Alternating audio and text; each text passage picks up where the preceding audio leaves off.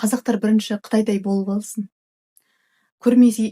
Көрмесең, білмесең жүре бересің ғой. Бірақ мен өзім Қытай мемлекетінде 3 ай өмір сүріп, тұрып көріп келгендіктен менің көзқарасым деген Қытай халқына деген 360 градусқа өзгерді. Өйткені мен бәрібір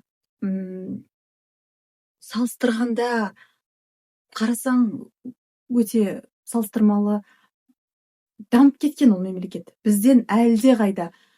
Мысалы, темір жолдарының өзінде бәрі жерде скоростной поезд, уақытынан кешігу деген. Менің поезд туралы қазір ойымда тұрған кезде айтып кетейінші. Менде Қытайда жүрген кезде мынандай жағдай болды. Мен таңғы 6-да жолға шыққан болатынмын, сондықтан да жаңағы өзімнің станциямнан өтіп кеттім да.